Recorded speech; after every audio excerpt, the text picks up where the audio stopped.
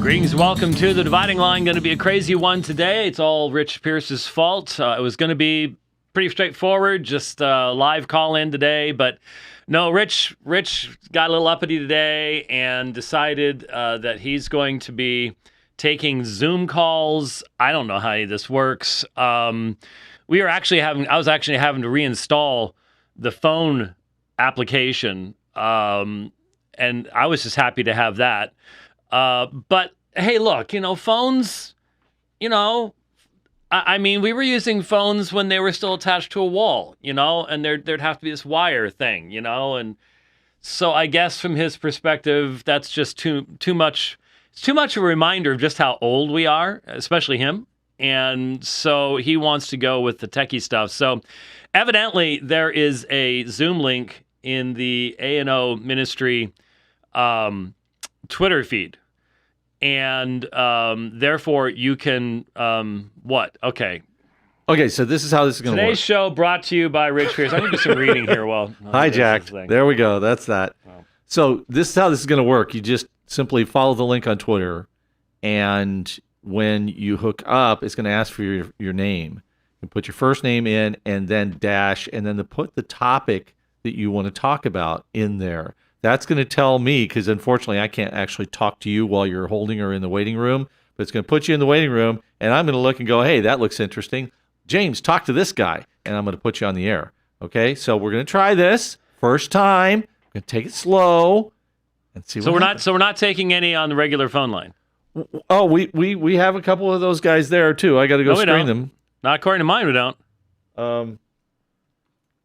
Well, you might want to log back in.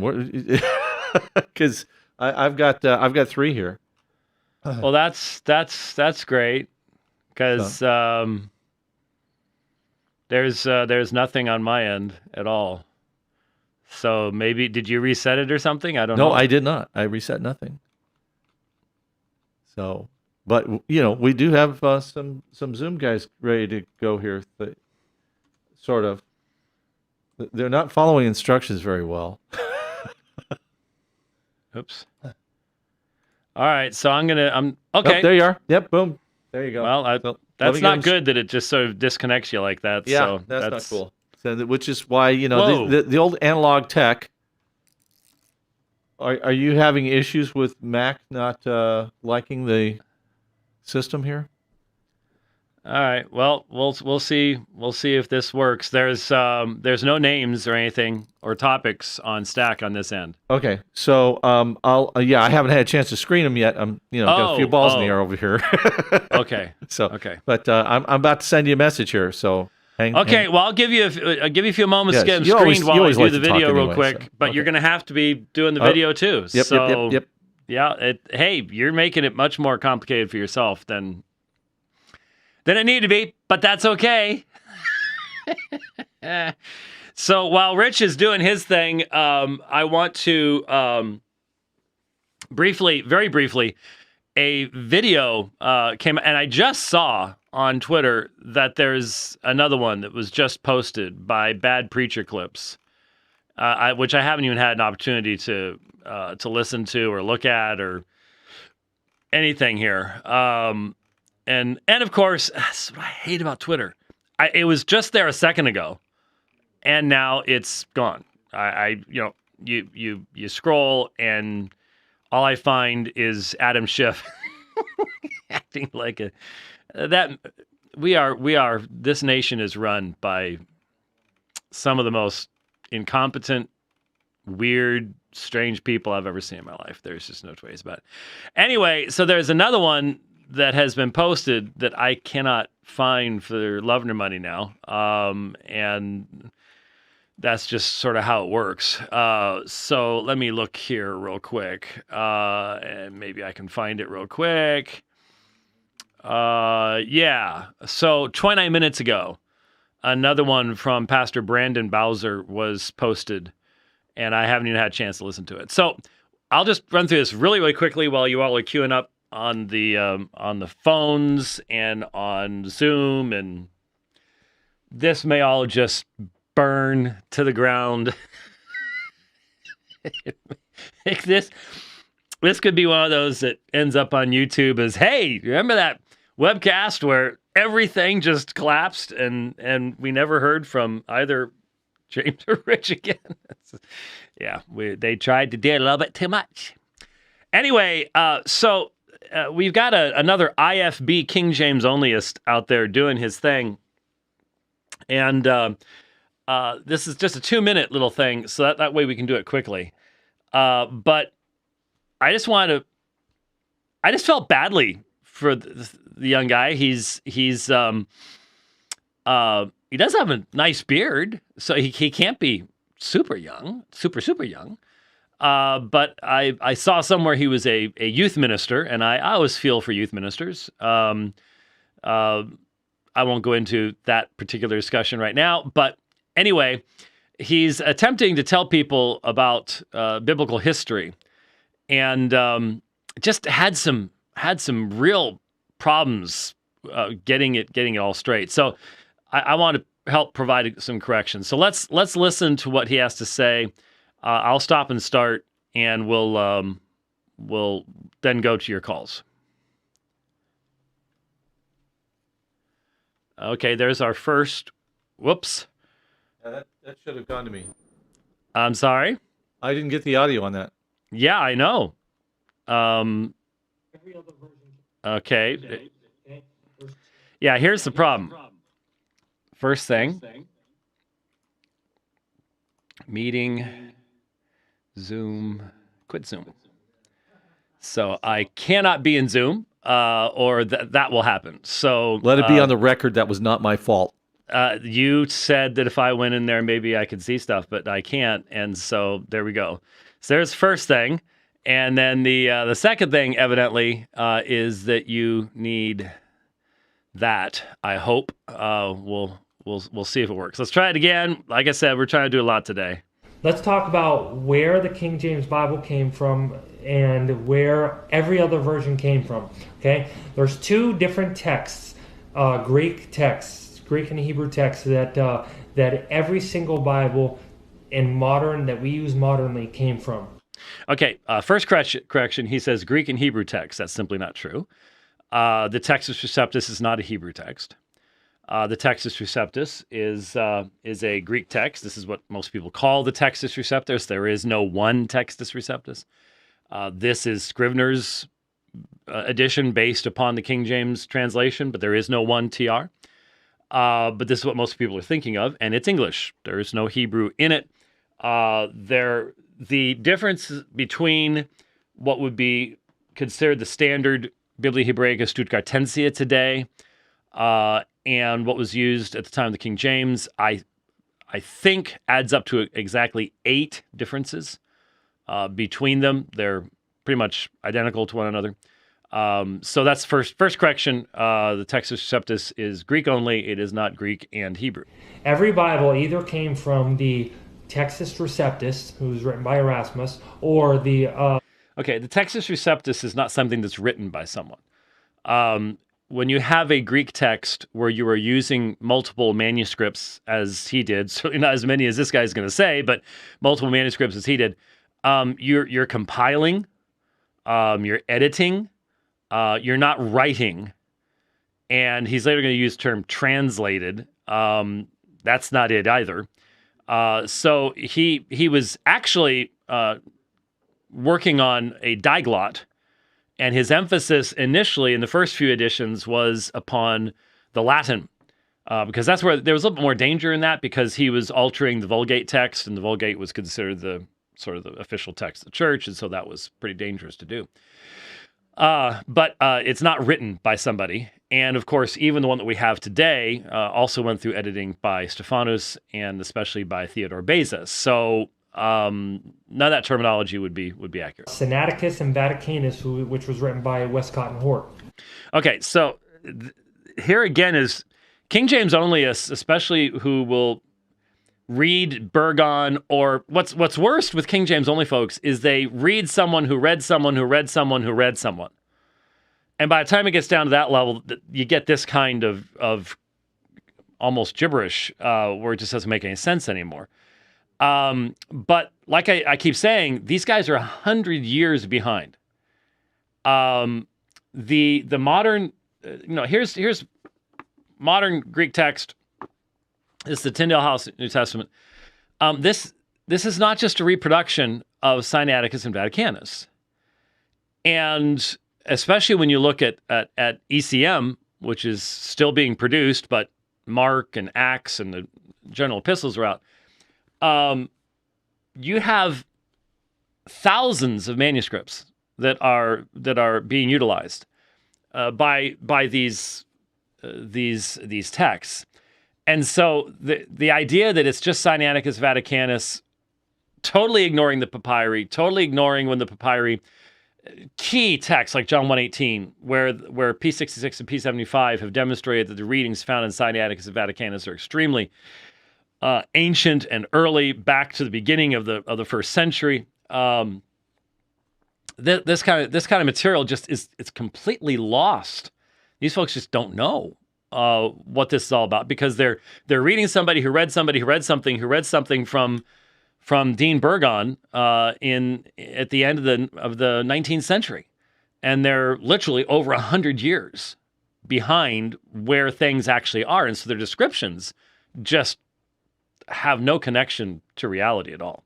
Now, first, let's talk about the Textus Receptus. The King James Bible is the only current English Bible that comes from the Textus Receptus, which is causing all the poor good men who worked so hard on the New King James Version of the Bible to go, hey, what about us?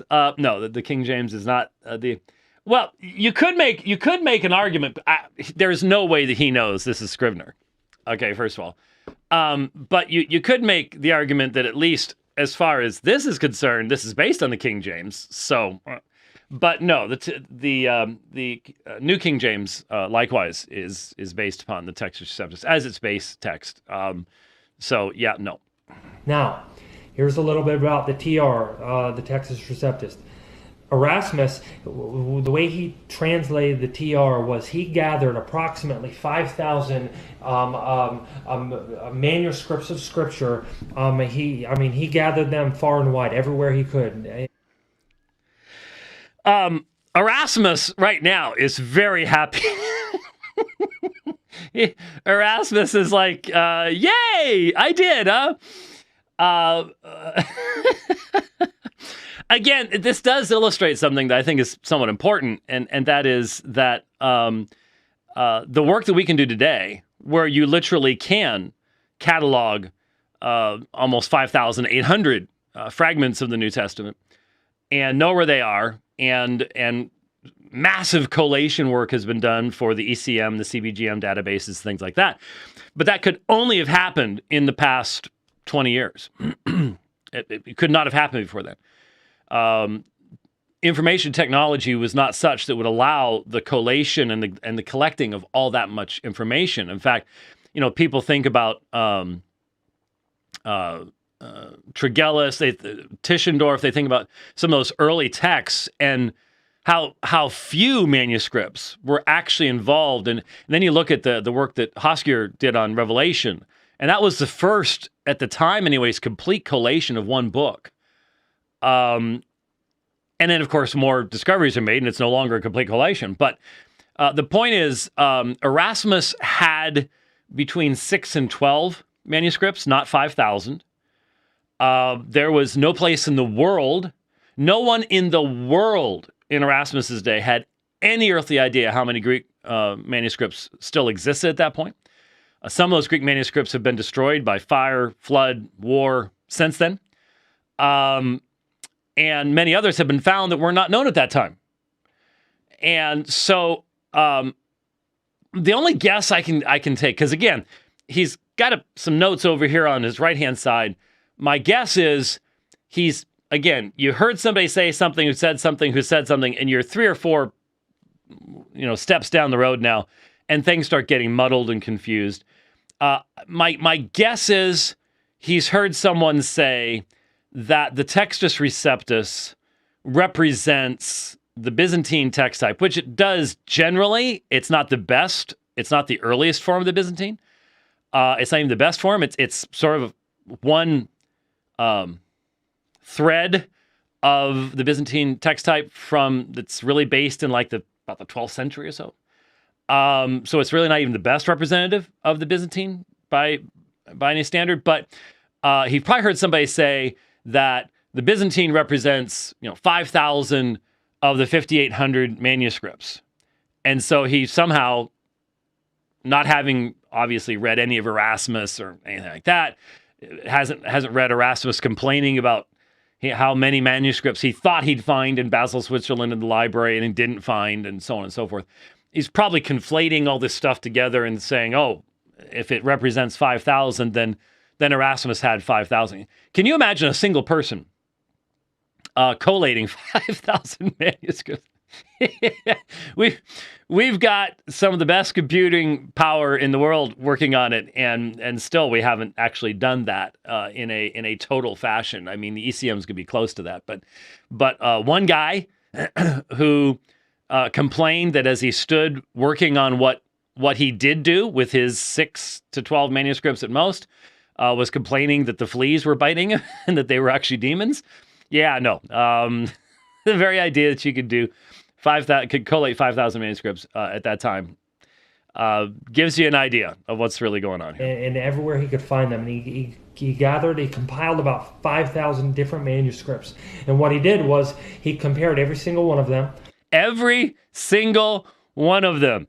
We are talking it would take one person 3-4 lifetimes to actually do that to any meaningful level. And he had help with this, of course. And he found about 2% of them didn't line up together, didn't match identically.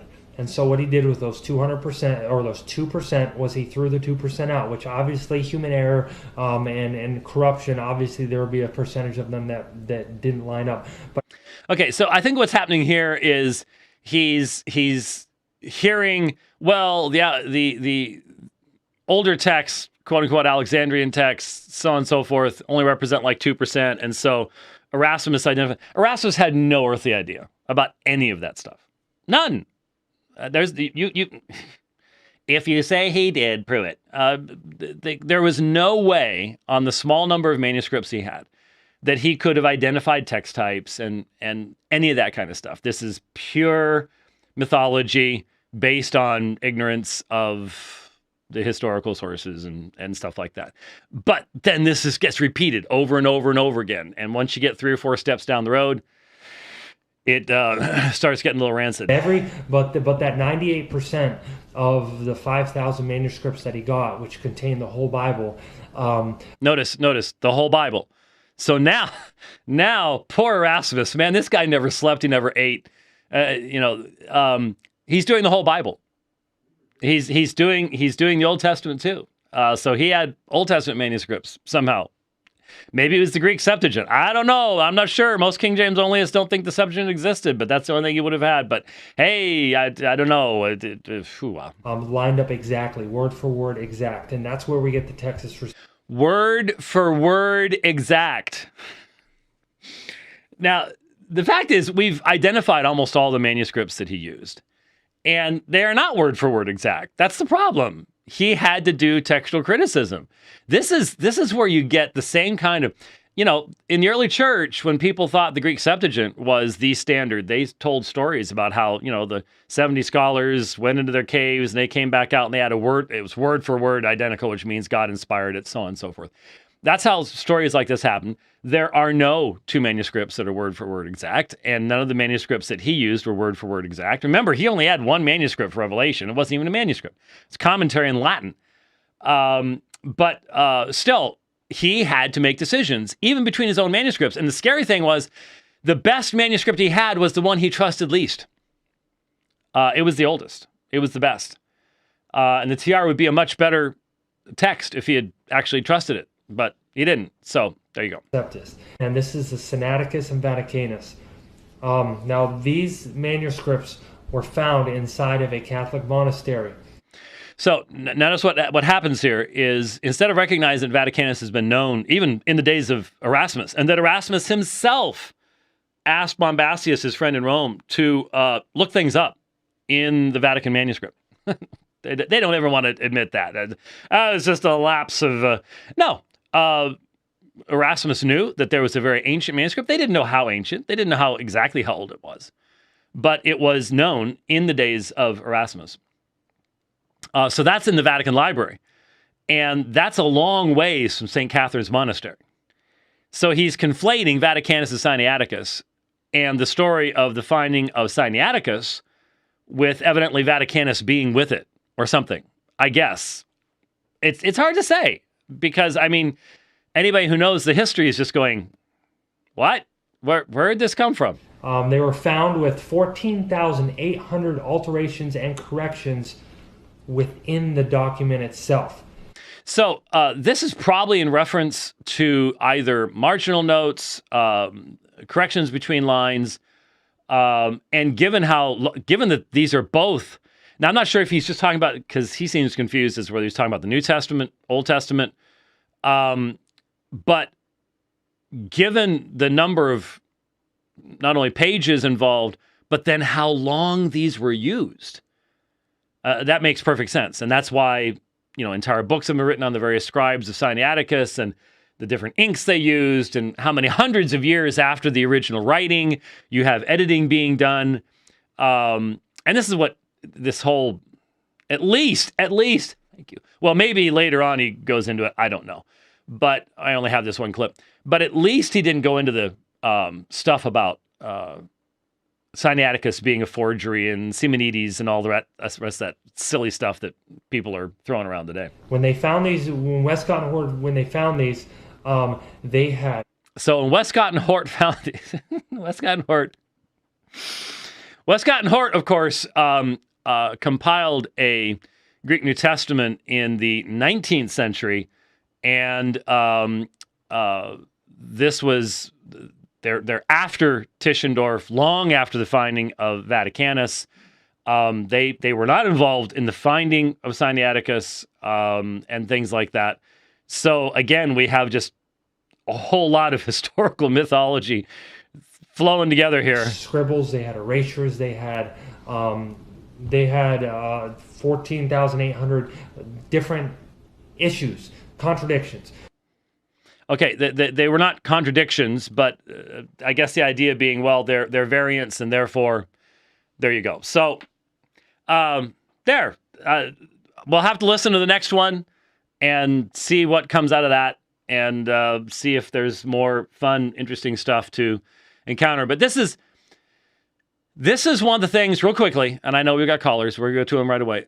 This is one of the things that's a little bit scary about the IFB King James Only stuff, is that these guys, since they're afraid to listen to what's outside, then they just keep regurgitating their own stuff, and it ends up losing accuracy over time. It doesn't become more accurate. It's not iron sharpening iron. It's water dulling iron and turning it to rust, basically. And you end up with this kind of just really, really, really bad information. So I'm hoping the brother might think through some of his claims and maybe do some reading outside the IFB world, and that would be helpful at that point in time. Okay, so I'm not sure what I'm supposed to do here. Okay, so in the order that you put it. Okay, all right, so let's talk to Nick. Hi, Nick, in calling via Zoom. Hi, Nick. Dr. White, a privilege to talk to you. Yes, sir. So you're doing the series on baptism at Apologia Church, Apologia. And full disclosure, I'm a minister in the Churches of Christ. However, thanks to James White University on YouTube and the Dividing Line, I am leaning toward Geneva quite a bit these days. Well, then I hope you're using an anonymous name, Nick. That's all I can say. I understand. Because even thinking those directions can be, yeah. Okay, anyway. So with that preface, Colossians 2, baptism I mean, we place a very high premium on baptism in Churches of Christ, and so that's for me a big deal. And so I was listening to Colossians 2, and I was wondering about what you would say to. You went through verses 11 and 12, the unhandmade circumcision of Christ. You were circumcised. Also, they were buried together with Christ in baptism. They were also raised together by faith in the powerful working of God. Sort of. I went long as it was. I was stunned when we got done. I'd gone an hour and 12 minutes. I apologized for that. But one thing that I did not emphasize that I should have or had thought of doing is it is interesting that phrase you just looked at, in which you were also raised up with him through faith in the working of God who raised him from the dead. That en ho could be attached to Christ or so in whom, but normally it's attached to the closest antecedent, and that's baptism. Right. So that would be interesting to discuss. I would say it is that. I think it is baptism. And so again, that emphasizes the fact that we're talking here about a description of union with Christ and hearkening back to regeneration, and not to baptism becomes the picture of it. That's what I understand when he talks about being buried and then raising from the dead. I think that's one reason why there is a proper mode of baptism too, to maintain the picture of union with Christ in his death, burial, and resurrection. So that I think is lost in a lot of forms of baptism that are popular today. But I still think that that's the whole point, is that when it talks about the working of God who raised him from the dead, that would be one of the places we would have a very different understanding than the churches of Christ, primarily because of the foundation that we're bringing to everything that God does in salvation. In other words, I'm holding Paul together because this is Colossians. Colossians and Ephesians are very closely related to one another, very similar themes, things like that. So I'm not seeing Colossians 2 separated from Ephesians 1, 3 through 11. And so I want to hear Paul saying the same things, especially, and I didn't bring this up last night, but especially because of Colossians 4:16, where Paul says to the church of Colossae to read the epistle that's coming from Laodicea. And I think very clearly that is Ephesians. That was a circular letter that was to be passed around the churches in the Lycus River Valley.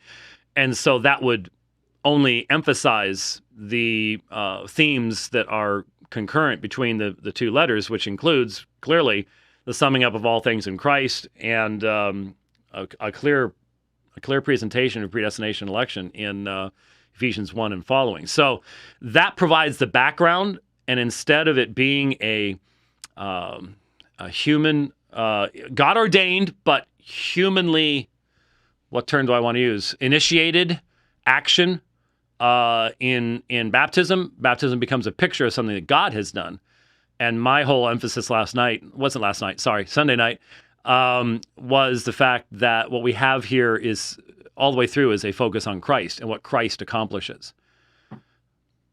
So I just wanted to add that in there because when you said that, I just wanted to point out in which you were also raised up with him. And so that's right with baptism.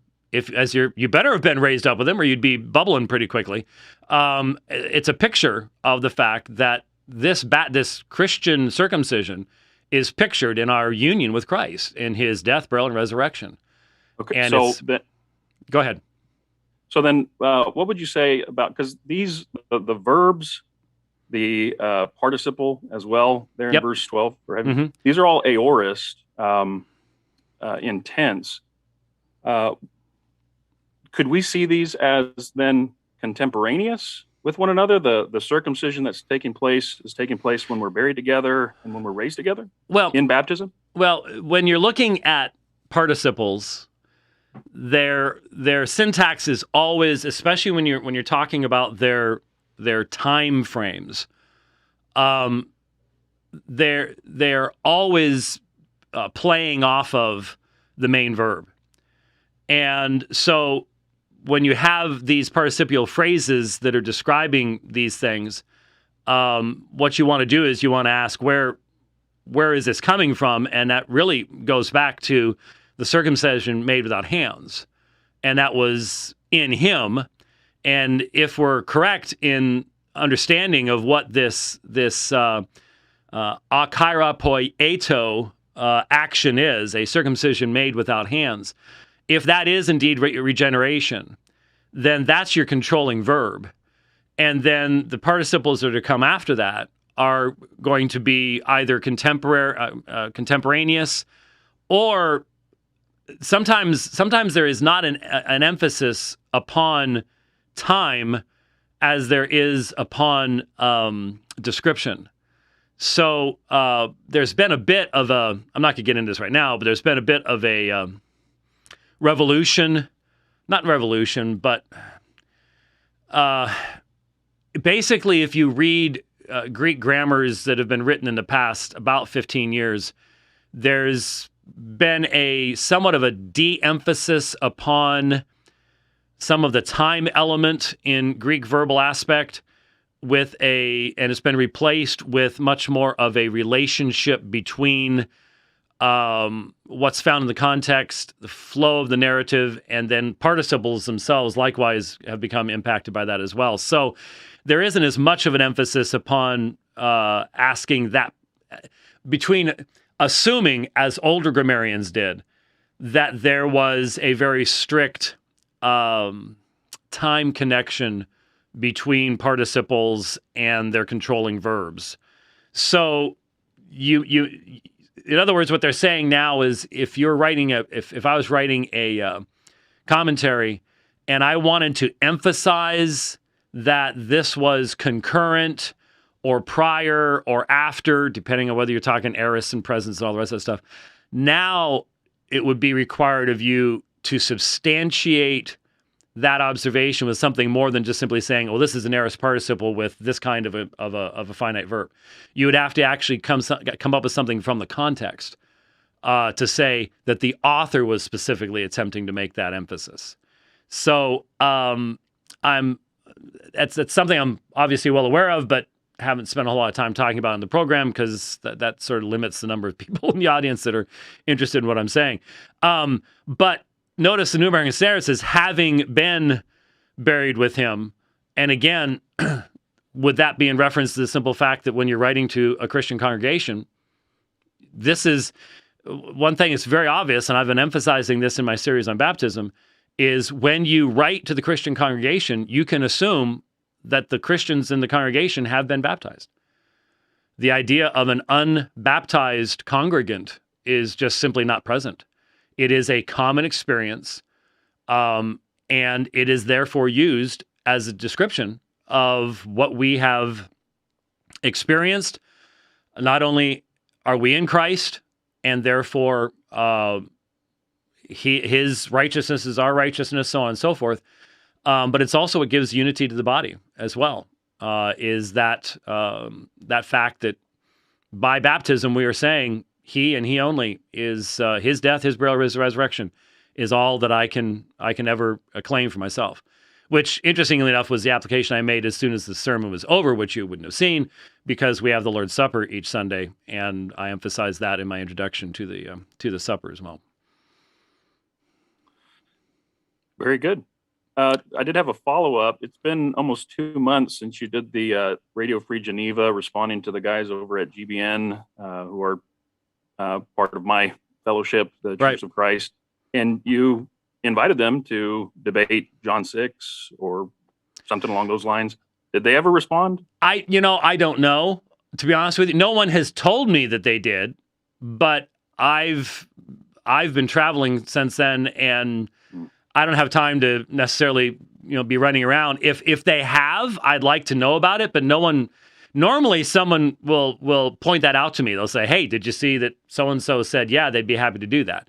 No one has. If they have, I would invite them to make sure that I see that, because I don't have anybody who does social media stuff for me and things like that. And especially when it comes to things like Twitter, I am just absolutely convinced that Twitter has had me shadow banned forever.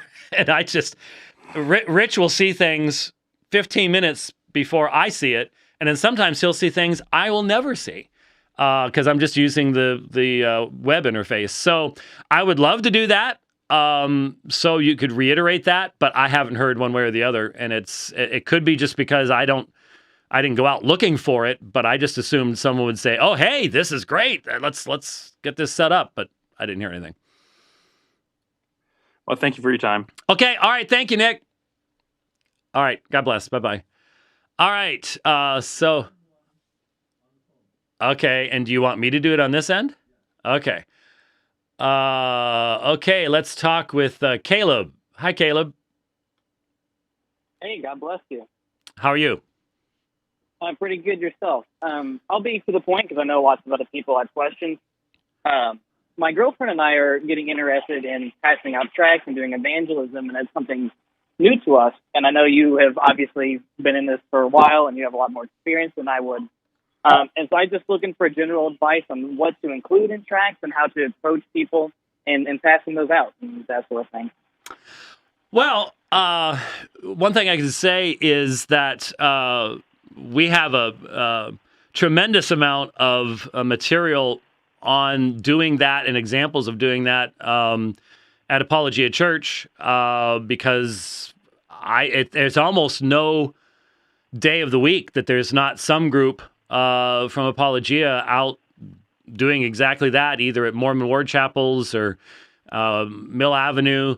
You could see, for example, all sorts of videos of the outreach that takes place in Mill Avenue, which is, by the way, that's sort of downtown Tempe, right near Arizona State University. So it's university town. So lots of conversations with lots of people that take place down there.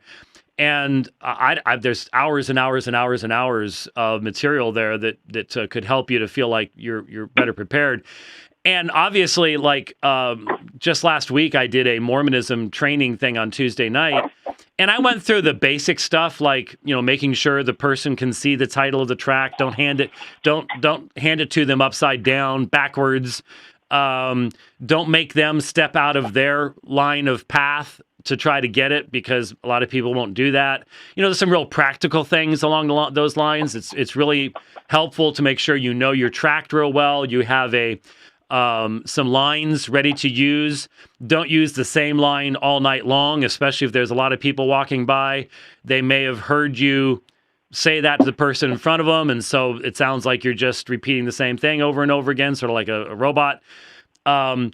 Other little things, like if there is a line of people going by and someone toward the front rejects your tract, that's when it's good to have a second tract and pull the first one back, try to use a different one, maybe let someone walk by and then try again, because just human nature is when someone sees someone in front of them rejecting a tract, they're more likely to do it themselves.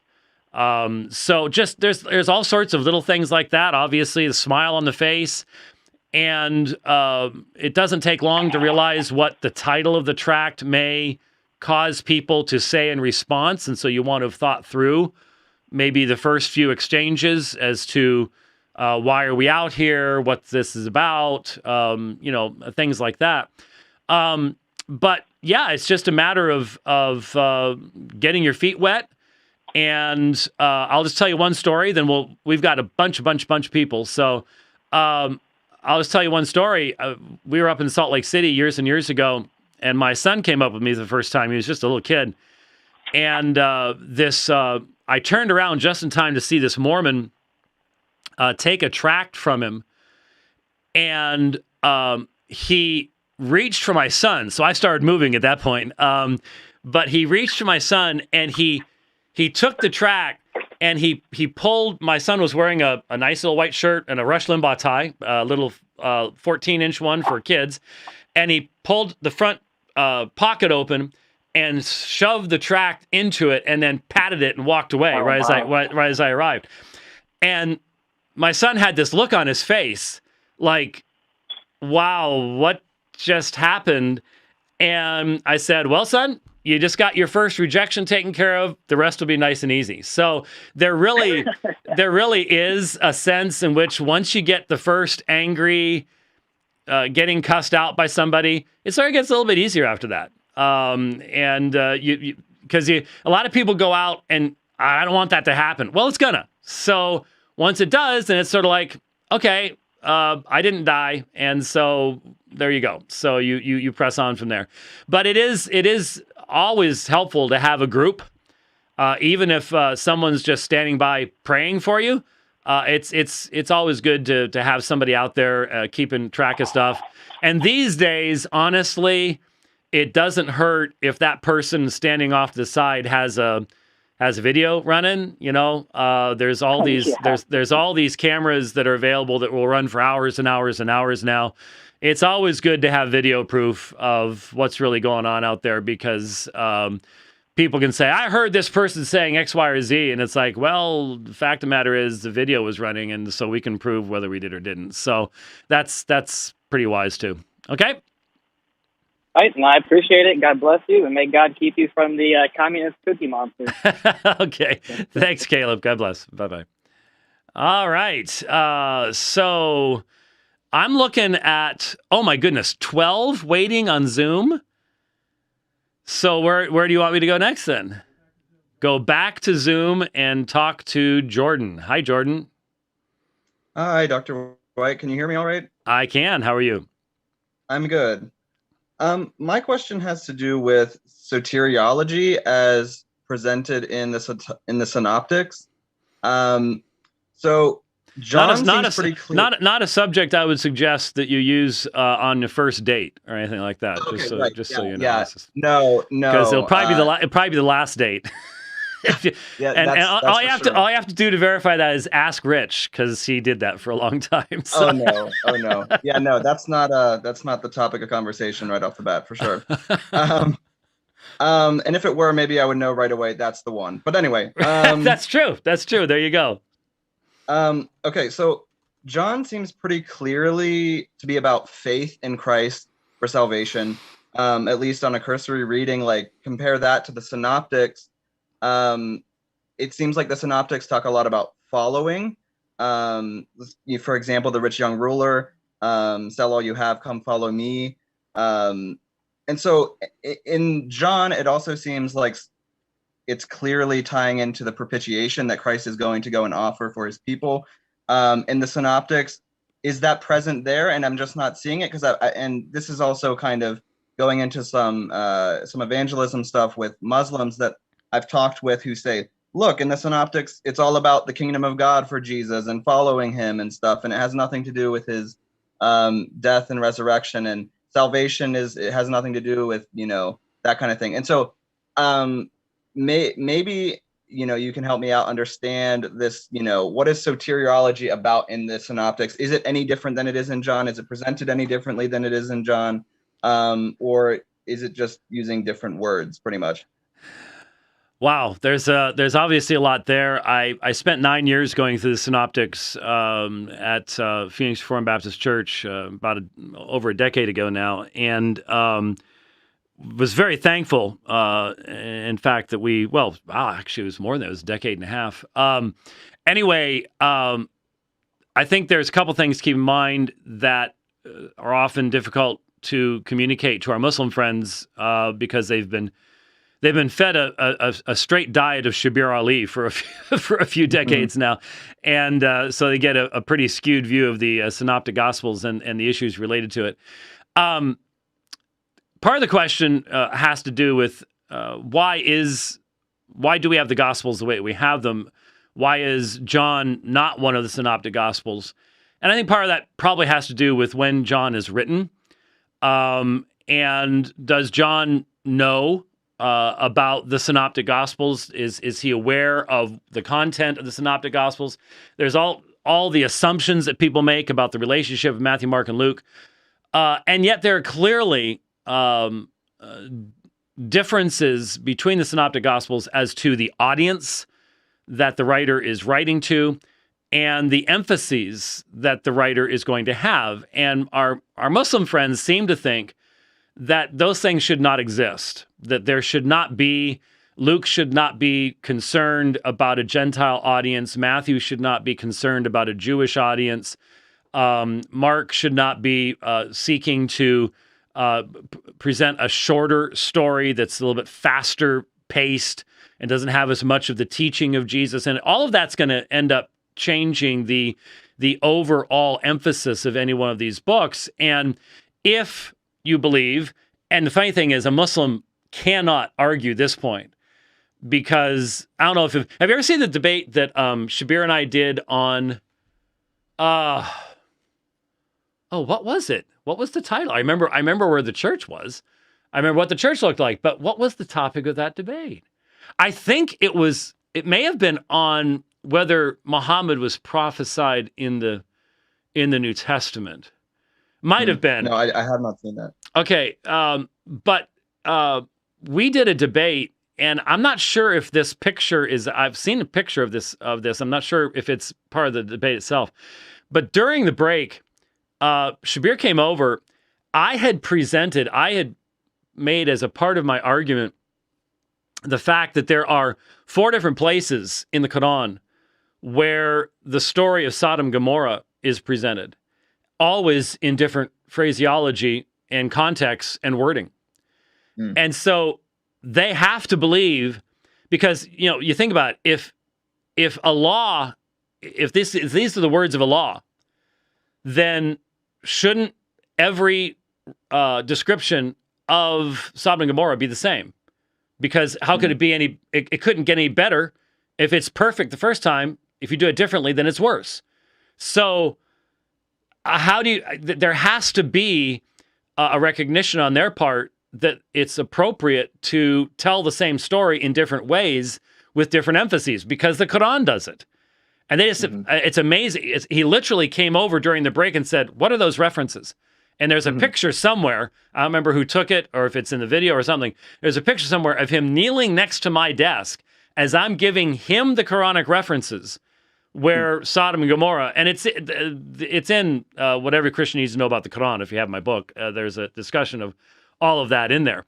But the point is, they have this thinking that sometimes we end up with. A lot of Christians really struggle to handle the Synoptics and to use a parallel in studying the Synoptics, because they're thinking that each one of these authors should be choosing the same elements of the story and phrasing things in the same way. These should be transcriptions of an MP3 recording, all the rest of that kind of stuff, none of which anybody in the ancient world would have had any way of understanding or even any concept of why you would think that way. And so when you look at soteriology as a whole, you also have to remember that if what those gospels are saying is true, then the God who gave us those gospels had already begun giving the rest of the New Testament revelation even before the gospels were written. So in other words, God did not intend.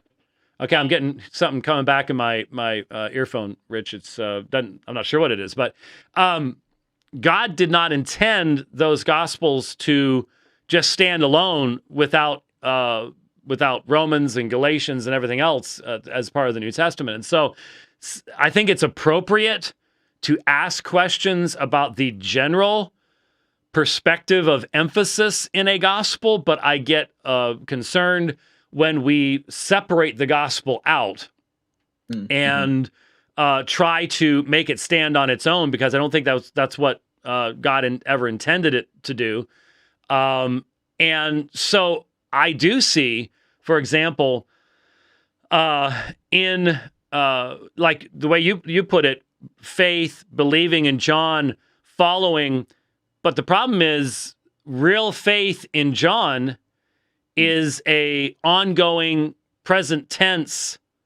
For example, the one looking and believing, present tense participles, over against, and this is where, in opposition to the preceding caller, the caller before that, this is where there is something in the context that emphasizes these things. when John refers to false faith, like in John chapter 2, where it says Jesus was not believing himself to them, he was not entrusting himself to them, and in John chapter 8, when they said that that they believed in him, but by the end of the chapter they pick up stones to stone him, those used an aorist form of believing, whereas whenever Jesus talks about saving faith, it's in the present tense. So for John, he is giving us that contextual evidence that there is a following element to this belief. There is an ongoing element. There is a obedience element to this faith. And so I don't think it's meant to be a massive contrast, but if John is writing with knowledge of what Matthew, Mark, and Luke have already written, he clearly is seeking to do something to emphasize some other aspects that are needed at that particular point in time at a later point in church history, whether it's only a decade later or much longer, depending on where you put John. Some people put him before 70, some people put him as late as the 90s. And so I would, instead of trying to find differences, I would go, okay, in light of Mark's brevity, hence not a lot of teaching passages, and hence actions, Matthew's focus upon the Jewish audience, Luke's focus upon a non-Jewish audience, all being early, with Luke writing in connection with Acts, where you're going to get so much more of the soteriology laid out in the sermons that are coming. You don't have that with Matthew or Mark. If you put all those things together and keep those things in mind, then I think you can end up seeing the commonalities more than emphasizing the differences. Mm-hmm. And I think a lot of people try to emphasize the differences rather than going, well, actually, no, it's sort of like when people say, my favorite example is when people say Mark and John have completely different views of Jesus as far as Christology goes. So even Bart Ehrman will say, oh, John, yeah, Jesus is God, eternally existed, incarnation. Yeah, that's obvious for John. But Mark has no concept of these things. And then you start carefully going through Mark, and you get to Mark 14:60 or so, and Jesus is speaking to the high priest, says, "Are you the Son of the Most Blessed One?" And Jesus' response is to weave together material from Psalm 2 and Psalm 110, saying, "I am." He says, "Ego eimi, I am." And then he quotes the Psalm 2 and Psalm 110, and the immediate response to the high priest is, "You've heard the blasphemy." So you have that's one of the clearest testimonies from Jesus' own mouth that I could think of, and yet it's in Mark. So I think it's allowing those contexts to exist that would allow us to see more of the continuity and not so much a concept of contrast. And so I think the faith and trust that you see people giving to Jesus in doing what he commands, or even in the demons recognizing who he was in Mark 5, is not some world away from what John records for us. They're two different pictures giving us the same truth, but just focusing upon. I mean, think about it. You can read Mark in how many minutes? I bet we could look it up on the web, and there's those calculators and stuff like that to tell you how many minutes. How much of Jesus' teaching is actually captured there? You read all four of the Gospels, and you're still just scratching the surface. And so it would be easy for those authors to be choosing to communicate what they wanted to communicate, because they weren't trying to be a 20th century. Notice I said 20th and not 21st century journalists, because I'm not sure there are any 21st century journalists. But that they weren't following those parameters. Mm-hmm. Right. Yes. Okay. That makes sense. Thank you very much. Okay. And I did think of it, the verse in Matthew, anyone who causes one of these little ones who believe in me to sin. So that we do see kind of that intermingling of the language. Oh, and it's almost like Well, look at Matthew 11.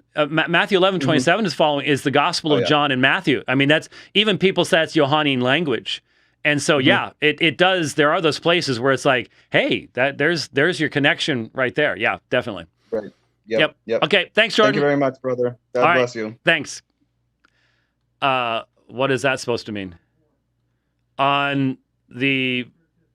Okay. All right. Thanks. And let's talk to Andrew. Hi, Andrew. Hi, Dr. White. Yes, sir. Awful nice to talk to you. Let me get you off Bluetooth here because I'm listening to myself.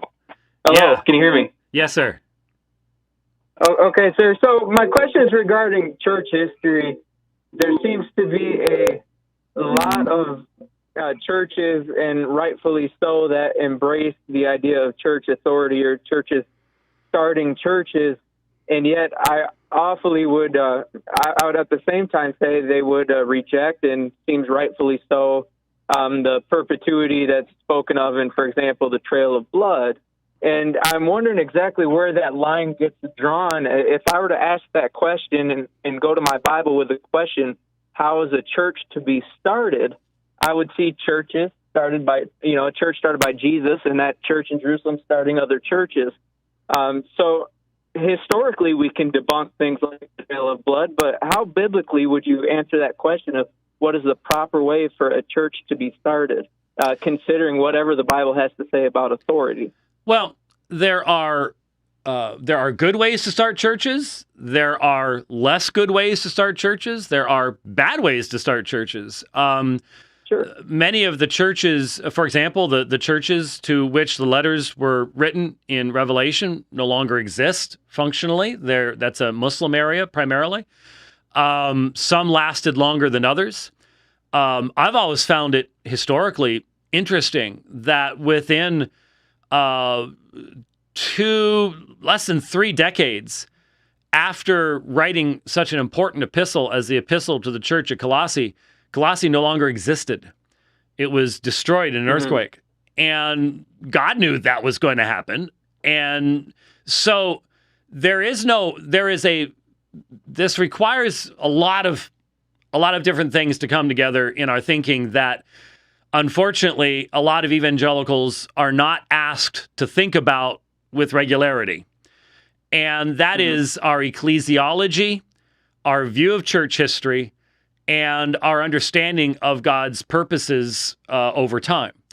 And so when I say there are better ways for a church to start, I think that the best way is for an already established church that has deep roots in sound biblical theology, that recognizes where it stands in church history, is appreciative of those who've gone before us. I think one of the, and you're talking to the choir leader here. I mean, I've taught church history for decades and have always emphasized that I think that we cut off our nose to spite our face when we do not study church history and appreciate what Christ has done amongst his people before us. At the same time, I recognize, I was just thinking about this. There was a old-time church history professor at the old Covenant Seminary, not the New Covenant Seminary, but Covenant Seminary in St. Louis. Back in the olden days, there was a church history professor there. His name is escaping me at the moment, but I loved listening to his stuff. It was put in Apple iTunes, iTunes U, I think is what it was called years ago. And he would close each of his lessons either with a positive quotation from an ancient church father, or with a sort of a little prayer that was sort of like, let us learn from the mistakes of those who went before us, when he was covering bad stuff in church history. So there's a recognition that people have been sinners, and there have been errors, and there have been mistakes, and there have been movements that have lasted for hundreds of years that took people in the wrong direction. We also have to recognize that, for example, I think it's fascinating that Calvin his favorite person to cite is Augustine, but you know who his second favorite person to cite is? Bernard of Clairvaux. So, in other words, there is an appreciation even when there would be a disagreement. So when the Reformers quote Augustine, they're quoting Augustine primarily in his doctrines of grace, and the Roman Catholics are quoting Augustine for his doctrine of the church, and they both can do it because Augustine wasn't consistent with himself. And that's one of the greatest lessons that we can learn is if someone with a theological mind like that can have blind spots, so can we.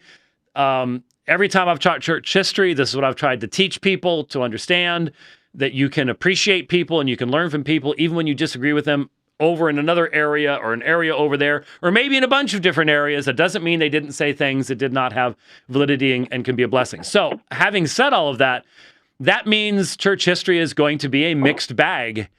And it was in the days of the apostles. I mean, you get the real sense that Ephesus pretty much had it together. I mean, Paul trained the elders there, and they had a good foundation. But then you go to Corinth, and it's just sort of like these guys can't get it straight for nothing. And you look at the first epistle of Clement to the Corinthians, and years later, they still aren't getting it straight. They still have a big problem. So that doesn't mean that there weren't good, solid Christians in Corinth either. And so that's the reality that we face all around us. And so I think the best way is for a church to be started. You have an eldership over them. They can give them guidance and get them going and raise up leadership from within. And there's consistency. And that's the way to do it. But not all churches have started that way. And there might be lots of places in the world today where churches get started and almost nobody has any clue what in the world's going on, but they're the only ones there. So they have to do the best they can with what God's given them. And you don't want to come in there and say, oh, y'all just messed everything up. Y'all just shut it down. If you get the opportunity to bless them and edify them and strengthen them and stuff like that, great, fine, wonderful, do it. But don't do it in such a way that, you just totally messed everything up because you didn't do it the way that we said to do it. So, there needs to, on the far side of the Protestant experience, you have people who honestly think that church history started with Billy Graham, and they're disconnected. They're disconnected from history and everything that goes with it. And then on the other side, you have people who have actually gotten to the point where they have turned the viewpoints of those who came before them into the lenses through which they read Scripture itself, and hence cannot experience Reformation. Those are two. Those are two catastrophic ditches you do not want to fall into. And so the challenge is balance. It's always recognizing the unique authority of Scripture, but also recognizing that Christ has been building his church and he's going to continue doing so, and therefore to ignore what he has done in his people before our time is to cut off your nose to spite your face. And so that's where you find the balance, I think. And obviously some people are going to balance that to the left of me and to the right of me, but I think that's where at least we can have a meaningful conversation as a good starting place. So if I can just add on to that, and I appreciate it so much, I'll try to be quick. I'm in a congregation, actually, that's lovely people who believe in this briderism, you might call it, to where if you were not started by authority all the way back to the apostles, you don't have a church.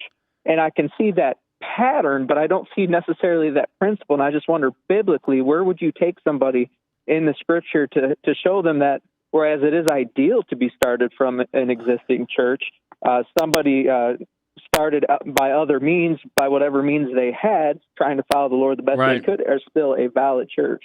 Right. Well, it's interesting. No one, I'm unaware of any information that tells us that the church at Colossae was started with some type of apostolic commission. Instead, what Paul did is he plants a healthy church in Ephesus. And the natural result of that is going to be evangelism upriver. And that's how Colossae was started. And so there may have been another church, there may have been a believer at Colossae who goes up river far from that, and a church is planted there that we don't know about. And certainly, if persecution then all of a sudden cut off that brand new small body of believers, does that mean Christ can't build a church there? Of course not. Now, I had a hard time understand. Did you say bridalism? What did you say? Yeah, some people refer it as briderism. Some people say successionism or perpetuity, landmarkism. Okay, all right. Okay, has a lot of names. Yeah, see, the church history professor guy is sitting here going, how does anyone make that meaningful argument? Because I look at Rome. Rome obviously makes that argument, and I know that is an absolute joke. I know far too much about the history of the Roman Church to take seriously the idea that there's some type of unbroken line of succession that is to be found there. And so for someone outside of that to say, oh, yeah, you bet, our church, we can trace ourselves right back to the apostles. And they do it through the trail of blood through various Gnostic groups and everything else in the process. It's like, whoa, you do not want to go there. And here's what I would say. This is something that's very important. And that is, apostolic succession sounds like such a wonderful, wonderful thing. But what's been my emphasis down through the years? Apostolic succession must be a succession of truth, not a succession of names. So you can claim all the apostolic succession and put together your little lists like Rome does.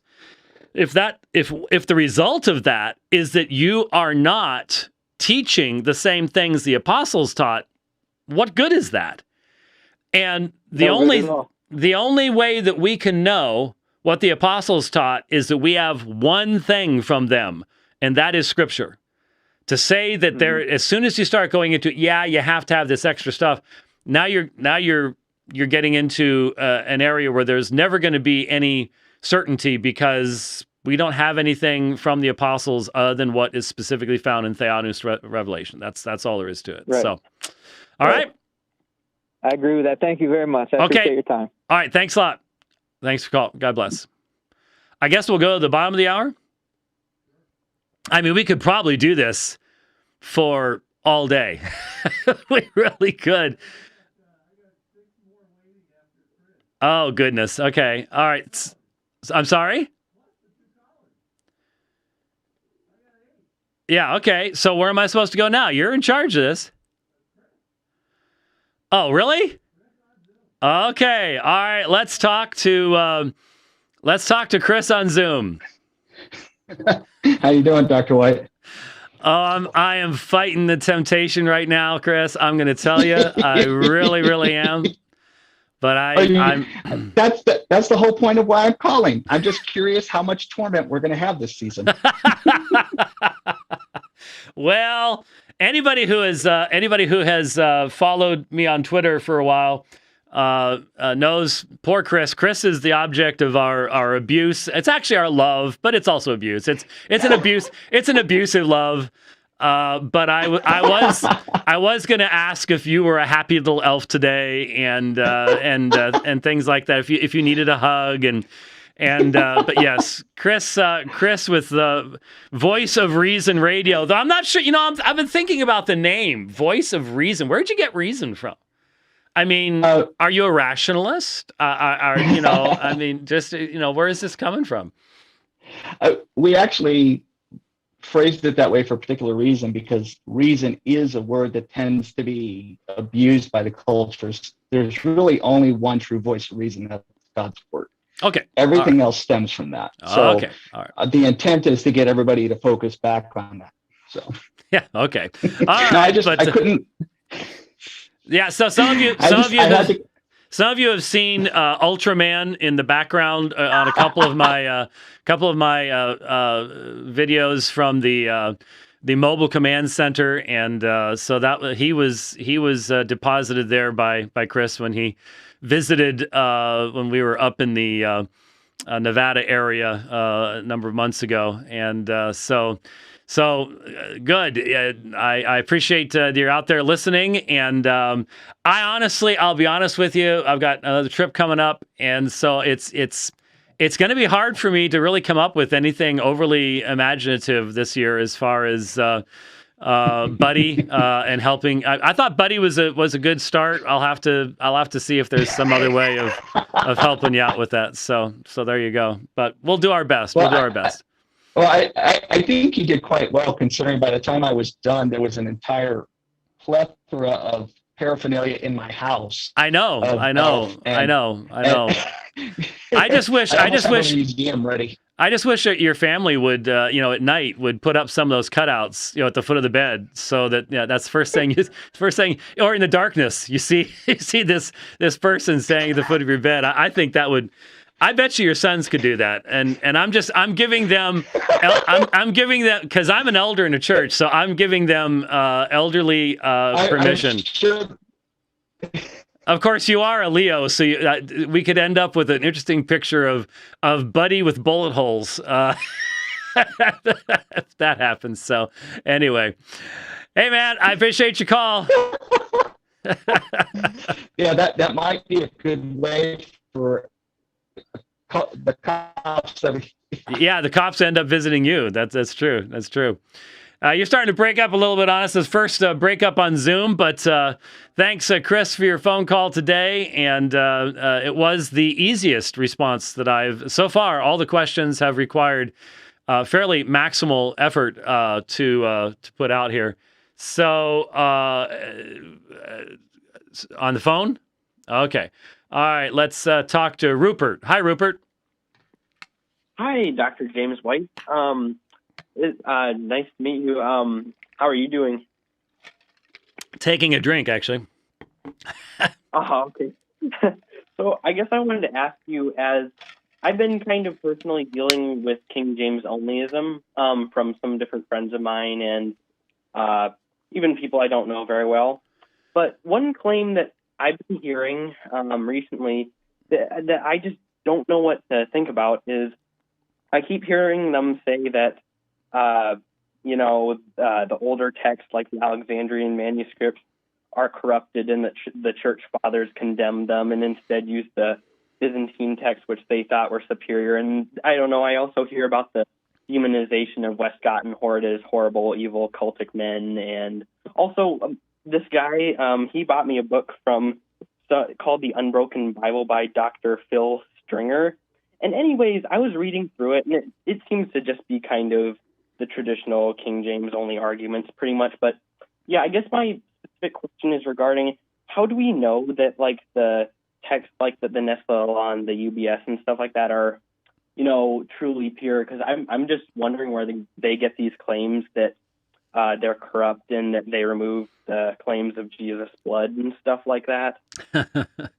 Yeah, well, again, it's quoting and then quoting and then quoting, and you can never find out where the original fact behind the quote allegedly came from. Everything that was just said there, when you talk about corrupt manuscripts, what they're saying is they're different than the manuscripts that Erasmus had access to, which again were between 6 and 12 manuscripts. And it's not like there's some different book. They aren't. Even a skeptic like Bart Ehrman will admit that whatever New Testament manuscript you're going to be using, it's still going to have the same message, the same general thrust. There's just going to be differences at specific points. And so it's an accusation of corruption. When they say the early church fathers condemned one side and the other, it's just a lie. It's just not true. No one in the past knew what text types were. It's not like, well, you had people who knew, well, we have these manuscripts and we'll only use them. We're not going to use those over there. It's just not true. You just simply ask them, okay, show me where the early church writers identified manuscripts in the way you're identifying them and said the things you're saying. They can't. They're quoting somebody who heard somebody in a speech 20 years ago said something, and that's where it's coming from. The reality is that you simply have a manuscript tradition. And you do end up with one very clearly identifiable family of manuscripts called the Byzantine manuscripts. And there's a obvious reason for this. And that's because of what happened between 632 and 732 in history. In 632, Muhammad dies, and over the next 100 years, Islam spreads out of the Arabian Peninsula, up through the Holy Lands, out toward the east, all across North Africa, and across into Europe until it finally is halted at the Battle of Tours in 732. So for 100 years, all those places that it spread to were Christian areas prior to the rise of Islam. And so the language, the ecclesiastical language in the West, in Rome, so Italy, places like that, had already become Latin starting in the late 2nd into the 3rd centuries. Tertullian, the father of Latin theology, is key for that. And so where is Greek manuscript production going to be centered after the rise of Islam? Well, primarily around a place called Byzantium, Constantinople. And hence the popular text that had become established in that particular area by that time in history is going to be the primary manuscripts that are going to be being copied. And so the majority text is Byzantine. But when we go back to the earlier centuries, I think it's vitally important when the church was fighting against the early forms of anti-Trinitarianism in the form of oneness teaching, not oneness, modern oneness, but Sabellianism, modalism, dynamic monarchianism, et cetera, when it was dealing with Arianism and the denial of the deity of Christ. What manuscripts were they using? What did they read? And when we can actually now, over the past 100 years, actually find manuscripts that are older than that time period, what do they say? And when you look at P66, P75, the two earliest manuscripts we have, the Gospel of John, they are not of the Byzantine family. That does not mean that they teach something different than what you would have in, say, Codex Alexandrinus a couple hundred years later, Codex Washingtonianus, early representatives in some parts of what would become the Byzantine text type. If you use the same rules of hermeneutics, you're going to be coming up with the same beliefs. But as far as the readings that are concerned, the farther back we go, this same series of readings is found in the papyri and then in the great uncials like Vaticanus and Sinaiticus and things like that. And so history doesn't bear out the accusations that King James Onlyists make when they talk about corrupted scriptures and stuff like that. They're making it up. They're saying, well, you have manuscripts that came from Antioch and you have manuscripts that came from Alexandria. Prove it. They can't even begin to prove it. It is pure speculation. It is pure assertion. You can't document it with actual manuscripts at all. And so but it takes on a life of its own amongst the King James Onlyists, and it becomes an echo chamber. This guy writes a book, that guy writes a book, and then somebody quotes those two people, and it sounds like now you have three people saying the same thing when it's the same lie just being repeated over and over again. And that's the problem. So there were some other things I think. Real quickly. Because we do have some other people, even though, come to think of it, one of the callers on, no, it's the same one. Okay. No. Well, is there someone on Zoom was also King James only? Oh, okay. I thought somebody on Zoom was. Anyways, you had mentioned taking the blood out. And that... Yeah, and the... Cotton or bad guys and like it being a part of right. Well, the fact of the matter is no one's using the Westcott and Hort text today except Jehovah's Witnesses, to be perfectly honest with you. They're still using it because it's royalty free. Again, these folks are 100 years behind the times. The Nestle-Aland 28th edition is not the Westcott and Hort text. Westcott and Hort were Anglicans at the end of the 19th century. So Hort was less conservative than Westcott, but if you read Westcott's commentary on Hebrews and compare that to anything that would be produced by anything other than the Sydney Anglicans today, any other Anglicans anywhere, it's more conservative than anything that could be found anyways. It's an excellent commentary. So they are accused of all sorts of wild and crazy stuff. People put ellipses into their quotes, and I even document in the King James Only controversy where they tried to change Hort's words to make it sound like he was worshiping Mary and all the rest of this stuff, and it was exact opposite when you actually look at what the quotation was. But they're doing this because they're that far behind. They can't deal with modern textual critical materials. And so they're that far behind, so they're attacking stuff that's no longer relevant at all.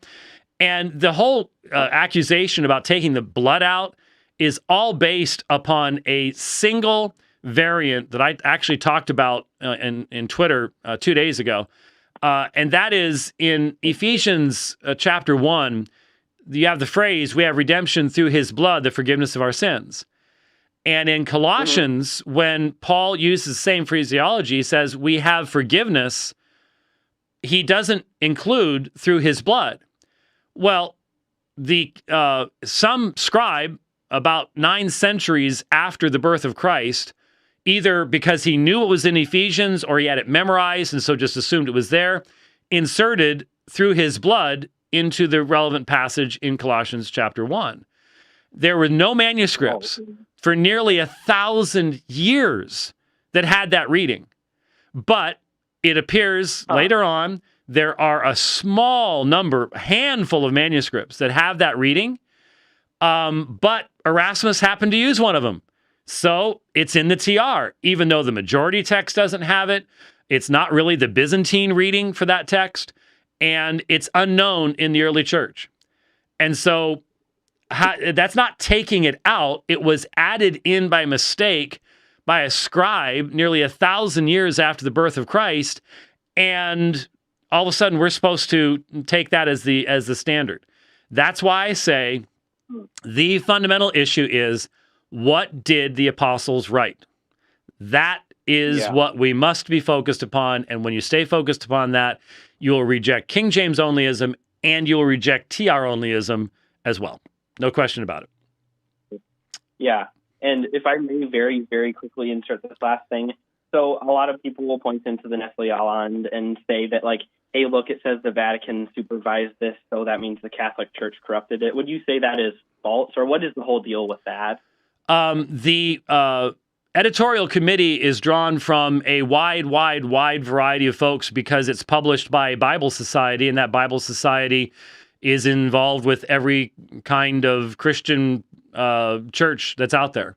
So remember, so you've got everyone from believing Protestants through scholarly Roman Catholics and a few people in between that are involved in the committee.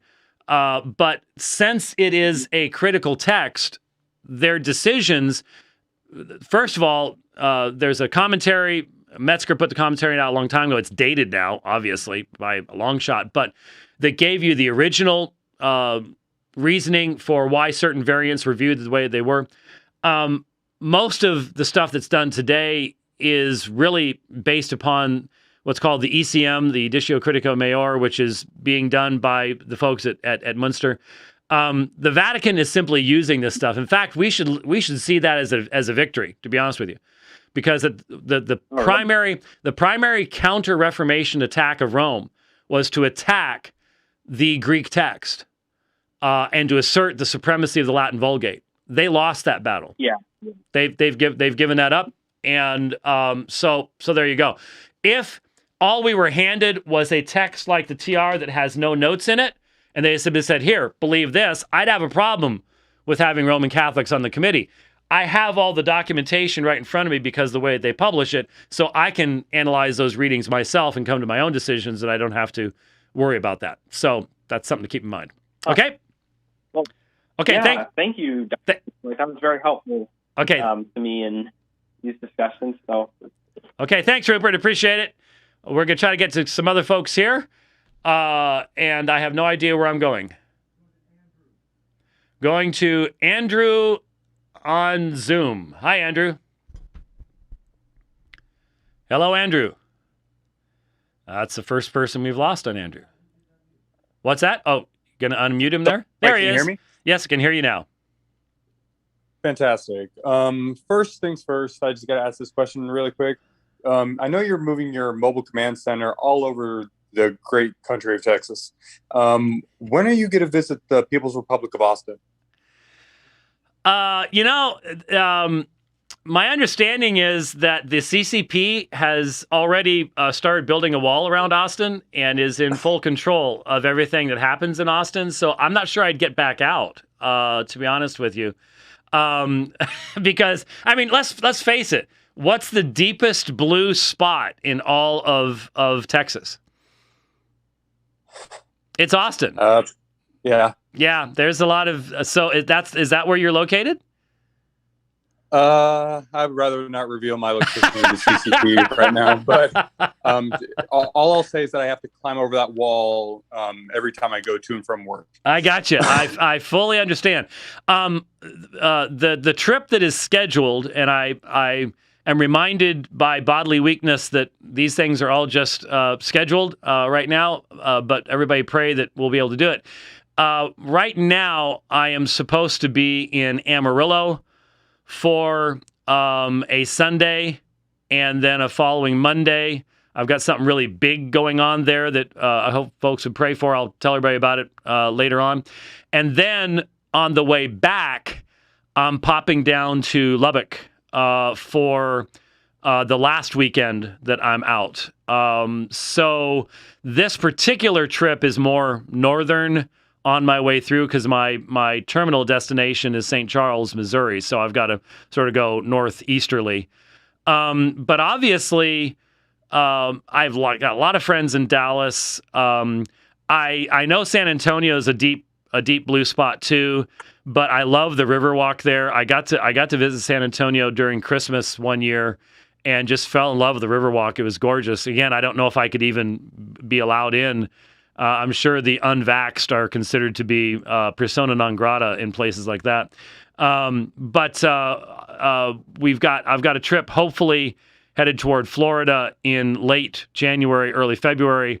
And if that goes the southern route all the way, then coming through the Houston, that lower portion of Texas is definitely in the plans and definitely very doable because the I-10 is one of my return routes. I can get through New Mexico really fast that way. Awesome. So my actual question has to do with the topic of theosis. Ever since I heard Hank Hanegraaff, who was my first introduction to apologetics, move over to the Orthodox side, I've just been studying that whole movement and haven't found a whole lot from evangelicals, have you? I'm telling you, people keep telling me. We'll get to theosis in a second, but people keep telling me you've got to address orthodoxy. If you've been studying it, then you know how complicated and difficult that is because real orthodoxy does not think in a Western fashion. It thinks the liturgy is the mechanism of the communication of the theology and the doctrine. And one of their criticisms of the West is that we are far too forensic in our thinking as it is. So mystery, energy, I'm so thankful that years and years and years and years and years ago, I had the opportunity of dialoguing with I believe a convert to orthodoxy. This was at the early time of the internet. This was either in some of those early, or it may have even been on a BBS. I'm not 100% certain that's how long ago it was. But the point was, he was a guy who could communicate with me and hence I was able to understand what these things are, but I'm not sure that I'm smart enough to bridge that chasm. I'm not sure that anyone ever has, to be honest with you. It is a huge chasm. And I don't know about you, but when I look at what Hank's doing, I find it fascinating that he can't avoid the pitfall for Eastern Orthodox apologists, and that is adopting a westernized version of orthodoxy, because you end up sounding like a Roman Catholic rather than an Orthodox person in the stuff that you're saying, because you are trying to do apologetics in a Western context. And I've just found that fascinating too. But let me explain what theosis is before you ask your question, because nobody, let's be honest with you, what percentage of evangelicals have even heard the term? And by the way, I did address theosis in one chapter in my book, Is the Mormon My Brother? Because Mormon apologists and scholars and writers make reference to theosis as if it has parallels to the Mormon doctrine of exaltation to godhood, which I can assure you Joseph Smith had no earthly connection to any of that. But theosis is the concept that you see developing fairly early on in the Eastern Fathers. There's some shadows of it in Athanasius, and then it certainly grows far beyond that, so that by the 7th, 8th, 9th centuries, which I would say is the seedbed of the tradition that is orthodoxy today, is that time period, that John of Damascus, Maximus, all those folks. And it's the concept of that glorification involves and I have to be very careful here, because Athanasius would have bristled at the idea of an ontological confusion of the creature with the creator. But theosis can, in especially mystical expressions of it, almost sound like there is a blurring of the line between the creature and the creator, so that when Peter says we partake of the divine nature, that's the key text as far as in the New Testament, that this is taken to mean that there is a sense in which men become God-like, not gods in competition to God, not eternal in the sense that God is eternal, but that there is a fundamental change that takes place in glorification. And again, it depends on which author you're reading as to exactly how they make applications. So anyway, you may want to change that to fit specifically what you're reading about theosis, or go from there. Well, I guess the real question is that has there, at least within the Western context, whether it be within the Roman Catholic context or even within the Protestant context, has there ever been any sort of theosis idea put forward? Because I hear it occasionally brought up or kind of given a pat on the head from certain out there Protestants, but I just don't really ever see it in the West. I have a friend who does listen regularly, who, if he wasn't what he is, I know he would be Orthodox. He knows exactly who I'm talking about, and there's something in the background that he and I share. And he is a dear friend, and I love you, brother, and I continue to pray for you. And I mean that in the sense that I learn much from him and stuff like that. I'll bet you he'll send me some stuff, and maybe I'll remember to mention it on the program next time around if he does. But I smiled a little bit when you asked the question, because what's interesting is one person who has been, and it would not be because, to my knowledge, he had no knowledge of orthodoxy, but there is one person who has been identified as having a similar concept in his thinking and in his writings that you may have heard of, and you might be. Do you know who I'm hinting at? No. Who? Jonathan Edwards. What? Jonathan Edwards. Yeah, Jonathan Edwards. You read some of the things that Edwards wrote on glorification, and you sort of go, huh, was he reading some Eastern fathers? And I don't see any evidence that he was. Now, Edwards did speculate about a lot of stuff, and sometimes it got him into trouble. His speculations on Adam's will prior to the fall, prelapsarian stuff got him into trouble.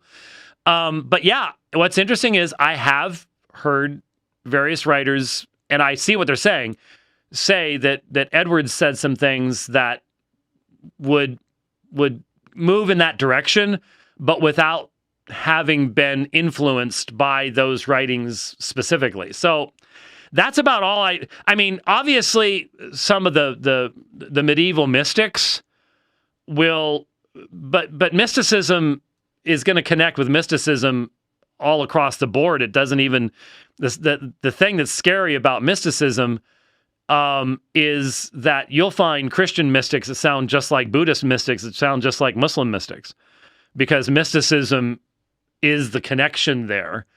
And that's why mystics end up abandoning, in general, the objectivity of revelation, whether it's the Quran or Bhagavad Gita or whatever. And so mystics could be put into that list someplace, but I'm not sure that it's a real meaningful connection, because obviously, at least in the early centuries where Eastern writers are developing a theotic concept, they're doing so especially within the context of the rise of Islam, and so they are still connected to Scripture in a meaningful fashion at that way.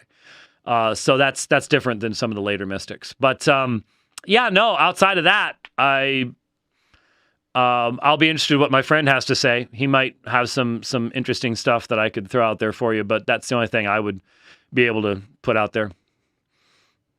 Oh, trust me. I grew up around Austin. I'm very aware that mystics, they flow together, regardless of whether or not they're Muslim, Buddhist, or Christian.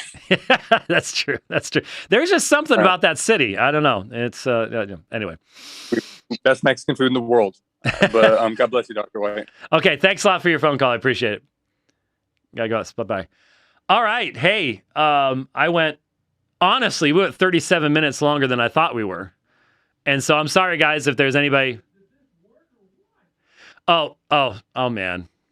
Okay. I wish you all, the Rich cam was not turned on when Rich was going. But that's what he was doing. That's exactly what I just watched. He is so proud of himself. Something tells me that we'll be doing this again in the not too distant future. Now, what would be really interesting? This guy seems to think he's got it together now. Okay, he's doing this number.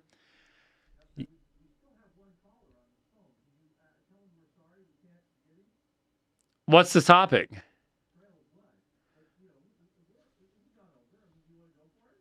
Well, now that you've mentioned him, the poor guy, now I'm stuck. I've got to. It's your fault. But here's what would be really interesting. We'll do this real quick. I'm going to have to be really quick, James. Hold on a second. But if he's really good, then we should be able to do this in the other studio. Oh, Rich is going, oh, yeah, no problem. All right. Okay, James, real quick. We've gone way long. I'll have to be brief. Hit me up. Hey, Dr. White.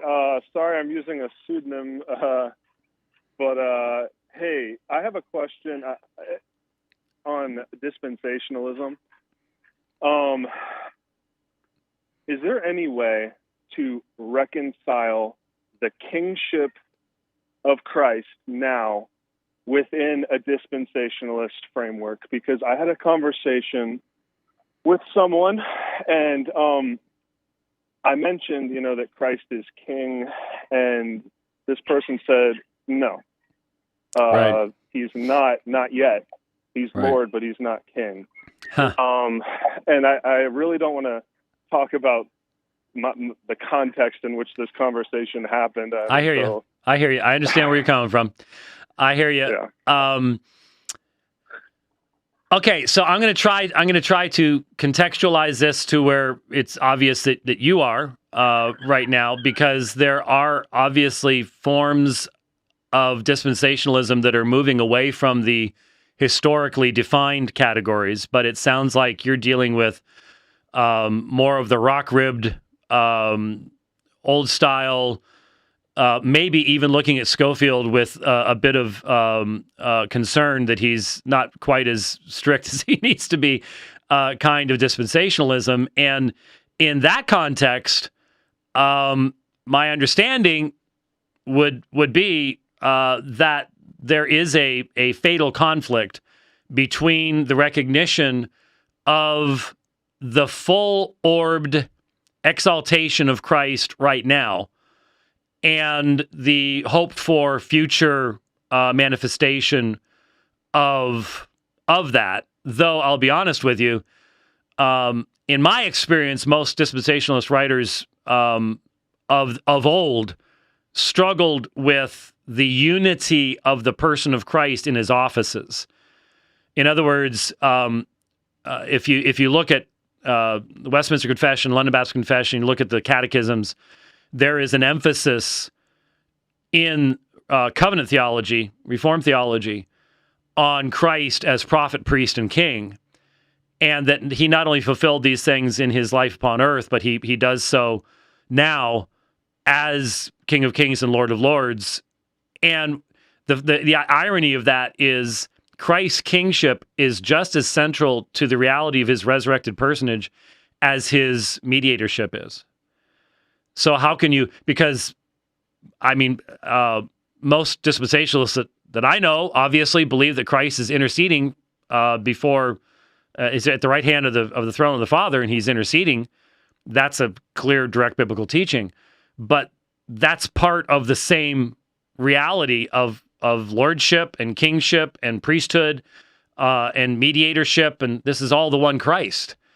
And so the idea that, well, there are certain very important aspects of Christ, what is really it's Christ's exaltation. The irony is, right now, the catechism question that we're using at Apologia, and we need to get to the next one, but this is what we've been using for a while, is talking about Christ's exaltation. And what's interesting is it asks, in what is Christ's exaltation? What is involved in that? And yes, it's his exaltation right hand of the Father, but it's his kingly reigning in that role and submission of enemies under his feet and everything that goes along with it, which would not fit into the old style forms of dispensationalism. But like I said, outside of the IFB, where is that kind of dispensationalism actually flourishing and growing? Because there just seems to be so many today who have recognized there needs to be a fundamental reorientation of a lot of that stuff to where it becomes leaky dispensationalists and things like that over time. But yeah, there would seem to be a contradiction there. And I would encourage any of my dispensationalist friends to consider well the glory of the reality that Christ must reign until all his enemies are put under his feet. And if we see his enemies being put under his feet now, and we do, we have seen many of Christ's enemies put under his feet, and there are more to be put under his feet. That means he's reigning. That means he's reigning. The fulfillment of Psalm 2.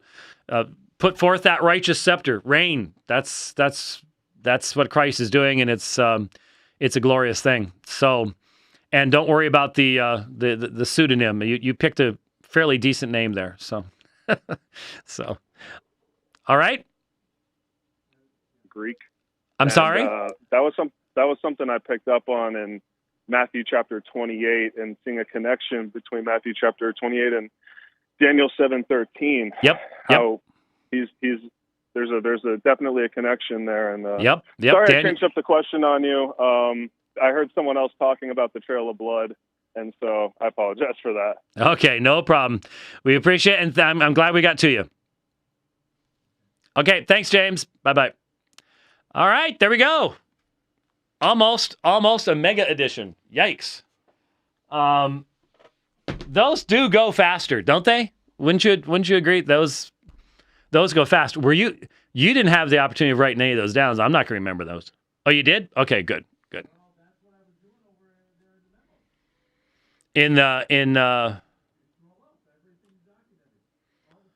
Those are all we got to? Man, I thought we got to a lot more than that. I guess I talked a lot. Mine stops with Nick at Colossians 2 and ends with Trail of Blood. Well, okay. Yeah, okay.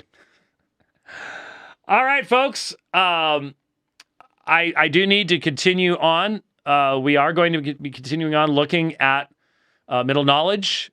We have not only Dr. Craig's presentation to really make sure we've walked through it completely, but we have other folks to look at as well, who, though, since they are associated with Craig, are not going to contradict Craig, but have different takes that might be helpful in examining.